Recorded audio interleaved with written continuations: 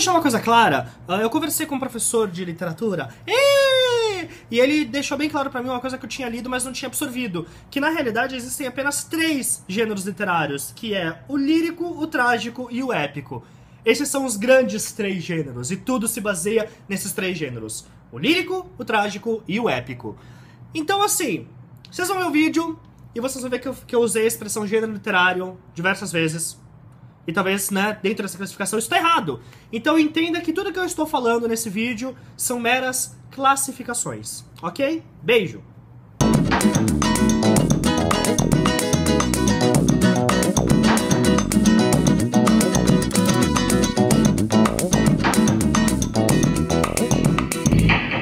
Para começar, vamos deixar claro que literatura em si é um gênero também, é uma classificação. Existem textos literários e barulho e textos não literários. O texto literário é aquele que busca causar alguma emoção no leitor, que utiliza de emoções e personagens emotivos, é aquilo que vai fazer você sentir, seja uma coisa boa ou seja uma coisa ruim. E o texto não literário é aquele que busca apenas informar o leitor com uma linguagem mais direta e objetiva. Daí você entra textos jornalísticos, didáticos, até receitas culinárias são textos não literários. Gênero literário, ou seja, de um texto que é literatura, ele costuma ser realmente bem amplo e ele dita mais sobre o formato da obra, a sua extensão, se é um texto grande ou pequeno, e qual que é o objetivo do autor.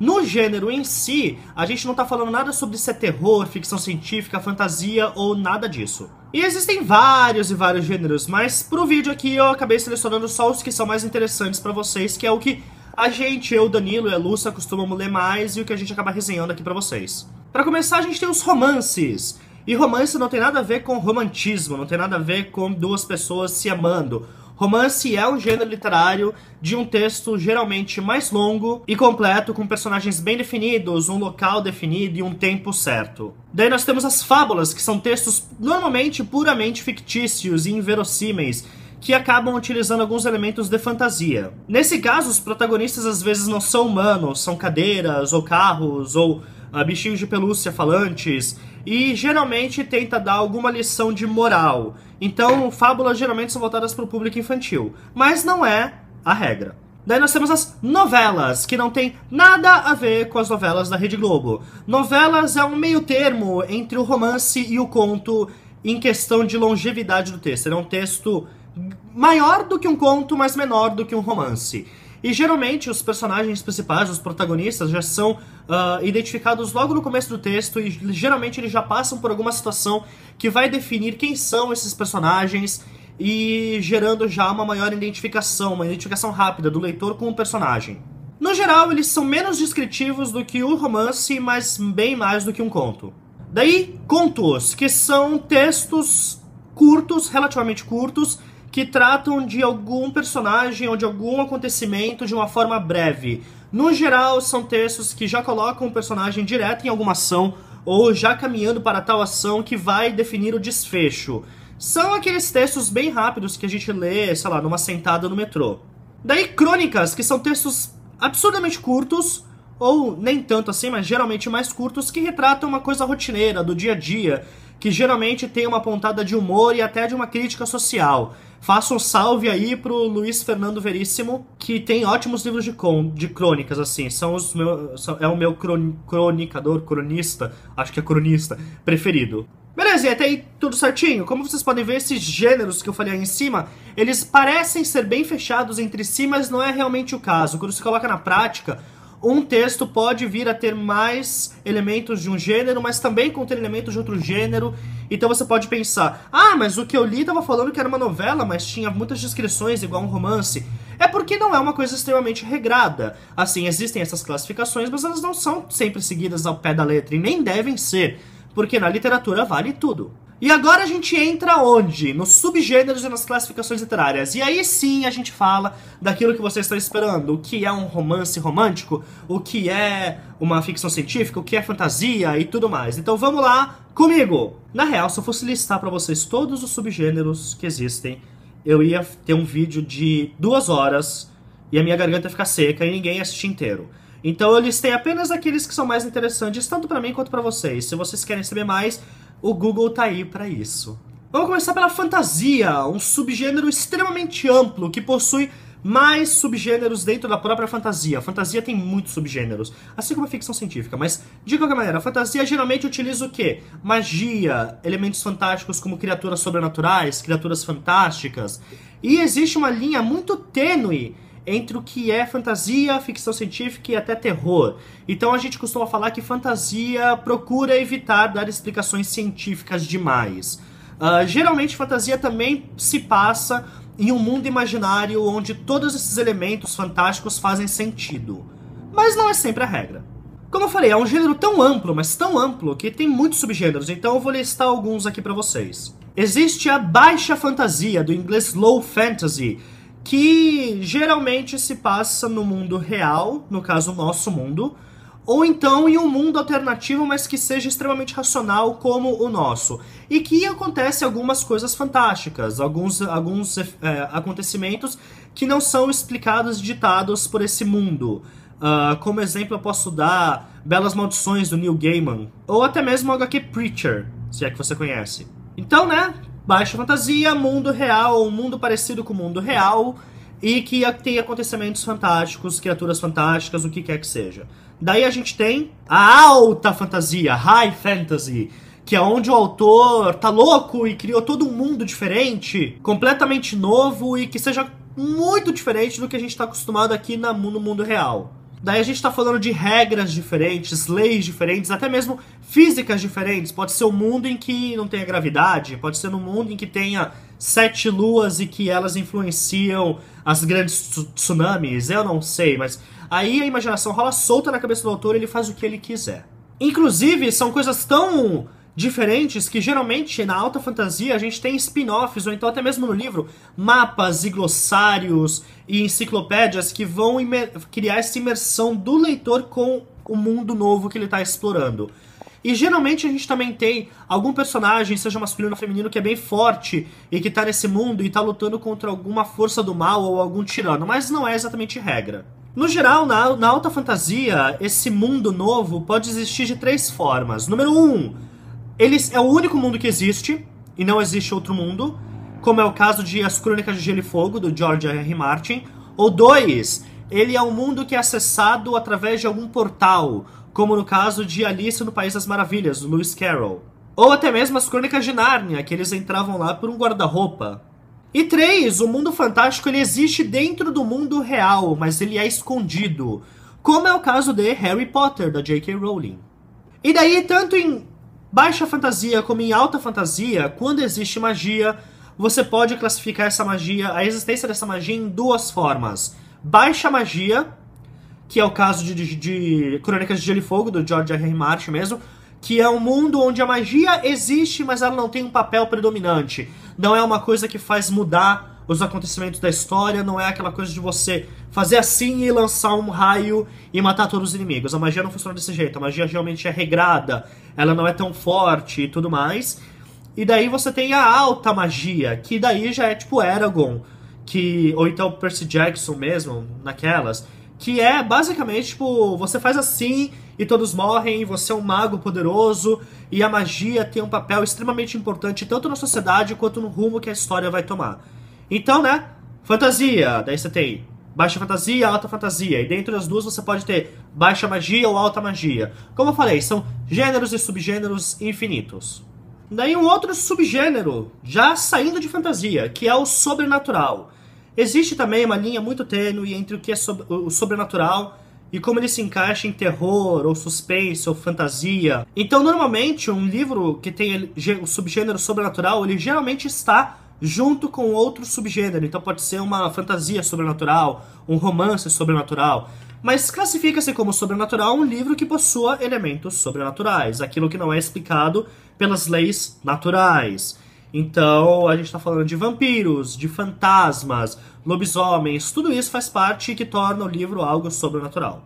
Daí a gente tem o suspense, que também é sempre ligado a outros subgêneros. Vocês podem notar que é muito sutil como essas classificações funcionam, né?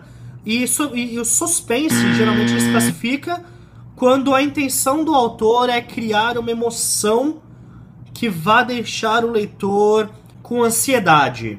A intenção é sempre causar alguma emoção forte, seja ela mesmo a ansiedade, causar uma surpresa, deixar o leitor tenso enquanto ele está lendo. Você vai virando as páginas e você não sabe o que vai acontecer, qualquer coisa pode acontecer, então você tem aquele sentimento, alguma coisa vai acontecer, alguma coisa vai acontecer, alguma coisa vai acontecer, e isso é suspense, isso é algo que está te deixando com essa emoção, pode ou não te surpreender, e geralmente se não surpreende acaba sendo um suspense puramente de ansiedade, e daí não é tão legal, é legal quando você é realmente surpreso. Assim, alguns exemplos de suspense, Sob a Redoma, do Stephen King, trata muito de suspense, quando você sempre está esperando algo que vai acontecer, ou que te pega surpresa, e até mesmo A Passagem, do Justin Cronin. Daí a gente tem a ficção científica, que, de novo, super sutil, mas geralmente ficção científica, ela trata de elementos, de acontecimentos explicados através de ciência, tecnologia, física, ou então se passa no futuro, ou então no espaço, possuem alienígenas, ou então é num passado, mas é num passado onde as coisas se desenvolveram diferentes, que é o caso de steampunk, e por aí vai. Ficção científica geralmente pega justamente a parte do científico. E daí a gente está falando de livros como 20 Mil Léguas Submarinas, do Jules Verne, O Eu, Robô, do Asimov. Asimov? Isaac Asimov, e até mesmo o Guia do Mochileiro das Galáxias, do Douglas Adams, que é uma ficção científica, só que no caso é uma ficção científica comédia. Então vocês entenderam, a ficção científica sempre com base em algo científico ou em tecnologias novas, geralmente tecnologias plausíveis, como arma laser, teletransporte, coisas que a gente consegue imaginar que no futuro a gente vai ter, mas que não tem ainda, então ainda fica no reino de ficção. Daí a gente tem distopias. Distopias a gente está bem acostumado ultimamente, né? Porque tem vários livros que tratam de distopias atuais. E distopia geralmente é o contrário de utopia. Utopia seria um mundo perfeito, onde todos são felizes e tem o que quer. Entendeu? A grande igualdade social e blá blá blá. Daí a gente tem distopias, que é o contrário disso, que é geralmente quando tem algum evento cataclísmico que dizima a sociedade, que dizima o ser humano, ou então um governo totalitarista, fascista, nazista, que toma controle e oprime a população, e daí a gente tem uma sociedade decadente. Geralmente a distopia trata da decadência da sociedade, de como as pessoas lidam com isso, seja os que estão no poder, seja os que estão sendo oprimidos. Grandes exemplos trata de 1984, do George Orwell, e até mesmo Jogos Vorazes, da Susan Collins, que falam justamente de um governo opressor. Enquanto tem outros livros, como A Dança da Morte, do Stephen King, que é uma sociedade pós-apocalíptica depois que uma doença destrói boa parte da humanidade. Ou então até mesmo Extinction Point, do Paul Anthony Jones, que é sobre uma invasão alienígena à Terra que destrói, que mata, sei lá, 90% dos humanos. A gente tem o terror. E a intenção aí, no caso, é justamente criar essa atmosfera de amedrontar o leitor, onde alguma coisa ruim pode acontecer, onde você lê com medo, que te deixa dormindo mal depois que você termina de ler. E daí você tem, sei lá, House of Leaves, do Daniel Levski, que é um dos melhores livros de terror que eu já li na minha vida, que é de um formato diferente, inclusive super recomendo pra vocês. Ou então A Coisa, do Stephen King, que é aquele palhaço que mata, e né, palhaço que mata já é amedrontador por si só. Outro gênero muito conhecido, muito falado, que a galera costuma gostar, o gênero policial, que geralmente é um livro de detetive ou de alguém que investiga um crime. Ele é mais fácil de classificar porque ele possui alguns elementos que sempre estão dentro da literatura de policial, que é acontecer um crime, é investigado esse crime, esse investigador é um policial, ou um detetive, ou alguma pessoa super inteligente, e geralmente descobre-se quem é o vilão no final, quem cometeu o crime, e fecha essa história. Ele pode ou não possuir elementos de suspense, fantasia, sobrenatural. Como eu falei, os gêneros se convergem. E são milhares os autores de livros policiais. Agatha Christie, que tem o Poirot, o cara que escreveu Sherlock Holmes, cujo nome eu esqueci agora, o Dan Brown, que tem o Robert Langdon, e até mesmo a J.K. Rowling, né, com o pseudônimo dela, o Robert Galbraith, que criou o Chamado do Cuco. E dentre os brasileiros, quem que a gente tem? O Jô Soares. O Jô Soares faz livros policiais que são muito legais. E daí você tem o romântico, que não é romance. Quer dizer, ele tem romance, mas como gênero, como... É difícil, né, tipo, porque Um romance não precisa ser romântico, mas um romântico também não precisa ser romance, mas o romântico basicamente é um livro que trata de amor. A conhece B, A se apaixona por B, A e B ficam felizes para sempre. Ou não, vai depender da intenção do autor. Mas geralmente é um livro que vai tratar de amor, de relacionamento entre duas pessoas que começam a se gostar. Então você tem, sei lá, grandes autoras como Jane Austen e o livro Orgulho e Preconceito, Razão e Sensibilidade, que fala sobre a questão do romance. E existem elementos românticos em muitos e muitos livros que a gente lê. Geralmente, a maioria dos livros tem elementos românticos. A Cidade dos Ossos, lá, Clary e o Jace. Jogos Vorazes, a Katniss com Pita e um pouquinho com o Gale. E vocês entenderam. E, finalmente, vamos falar de chicletes. Chicletes costumam sofrer bastante preconceito, né? Muita gente, principalmente homens e mulheres maduras, não gostam de chicletes porque é livro pra meninas adolescentes, para meninas que estão entrando na adolescência, que vai tratar justamente sobre o universo feminino, como é crescer uma menina. Não, peraí. Como é crescer sendo uma menina, os sentimentos, todas as confusões que as meninas passam, a puberdade, por aí vai. São livros que costumam ter elementos de romance, mas que há relacionamento com o namorado / namorada, se for um, sei lá, um chiclete lésbico, são tão importantes quanto o relacionamento com amigos, com a família. Costuma se colocar conflitos que vão falar justamente sobre isso, sobre o universo feminino. Daí também são milhares e milhares de livros que podem ser usados de exemplo, né? Você tem Melancia, da Marianne Keyes, Diário da Princesa, da Meg Cabot, o Diário de Bridget Jones, da Helen Fielding, acho que é esse o nome dela. E por aí vai, chicletes também aos montes. E um chiclete pode ter ou não outros subgêneros. Deu pra entender? Falei demais? Falei coisa que não tava fazendo sentido? Eu não sei. Tudo que eu falei foi baseado em pesquisa que eu fiz pela internet, em sites de classificação de livro, sites de bibliotecas, a própria Wikipedia. Então deu pra ver que, assim, eu pesquisei, mas pode ser que eu tenha falado alguma besteira. Existem também classificações que vão pela idade que é o público-alvo do autor. Nesse caso não são exatamente gêneros, são mais classificações. Você tem o livro infantil, que é para crianças, infanto-juvenil, que são para crianças que estão entrando na adolescência, young adult, que é o YA, né, que é livros para adolescentes, mas com algumas temáticas mais adultas, que é essa transição, new adult, que são novos adultos, adulto, e cada um tem algumas classificações assim, mas geralmente é basicamente mera classificação para a idade do público-alvo do autor. Então não tratem isso exatamente como gêneros, por mais que isso tenha sido tratado como gênero de qualquer maneira. Eu gosto de quase todos, eu gosto até de infantil. É legal. É isso, gente. Espero que eu não tenha falado muita besteira, espero que vocês tenham gostado, espero que agora vocês saibam um pouco mais sobre os gêneros literários. Se vocês quiserem saber sobre novos gêneros, o Google tá aí, vão lá, pesquisem, informem-se. É sempre legal saber de mais coisas. E é isso, se você gostou, clique em gostei, se você não gostou, whatever.